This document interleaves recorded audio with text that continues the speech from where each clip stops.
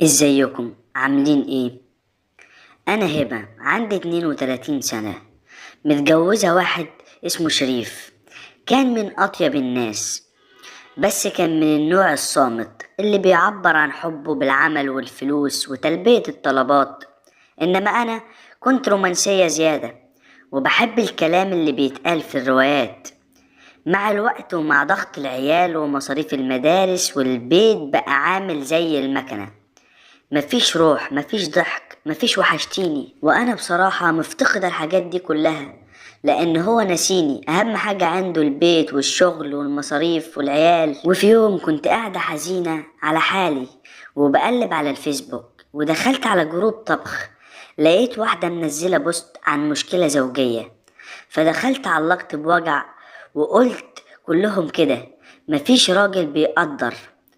بعدها ب5 دقايق لقيت رسالة على الخاص من حساب باسم واحد اسمه ياسين، كاتب لي: كلامك لمس قلبي، ازاي واحدة برقة كلامك ده تعاني. في الأول تقلت، بس الكلمة الحلوة كانت زي المية لزرعة عطشانة. بدأنا كلام يوم 2 شهر. ياسين كان بروفيسور، كان عارف امتى يسكت وامتى يقول انت ملكة، وامتى يبعتلي اغنية رومانسية ويقولي دي شبهك. بدأت اهرب من قعدة شريف عشان ادخل الأوضة واكلم ياسين. كنت ببتسم للموبايل وشريف فاكرني بكلم اختي. الموضوع كبر وبقيت استنى شريف ينزل الشغل علشان اكلم ياسين مكالمات فيديو. كنت بلبس واتمكيج واتزوق ليه، مش لجوزي. كنت بحس بإثارة غريبة، خوف على لذة على شعور اني مرغوبة. ياسين بدأ يطلب يقابلني، رفضت كتير، بس في الاخر استسلمت. أول مقابلة كانت في عربية مركونة في حتة هادية. كنت برتعش، بس هو بلمسته وكلامه خلاني أنسى إن في رقبتي راجل وعيال. اللقاءات اتكررت وبقيت أكدب كدبات مركبة، ومن حبي لياسين سبتله نفسي وخليته عمل كل حاجة هو كان عايزها. هو اتبسط وأنا كمان اتبسطت. الموضوع كان بيتكرر كتير لدرجة إن ياسين أخد شقة إيجار، وكان بيجيبني كل يوم، وكان بيعمل معايا حاجات كتير جدا ما كانش بيعملها شريف جوزي. الحاجات دي كلها أنا كنت محرومة منها، وبصراحة أنا من المتعة ما كنتش بحس بنفسي.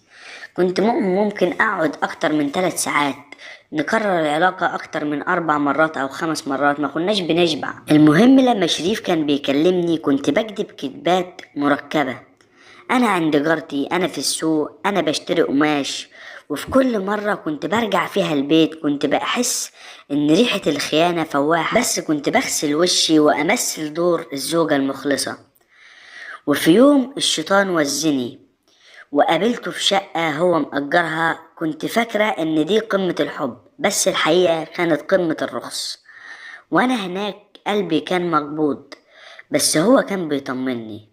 فجأة لقيت تليفوني بيرن، لقيت شريف بيرن، ما كنتش قادرة أرد. رن مرة واتنين وعشرة.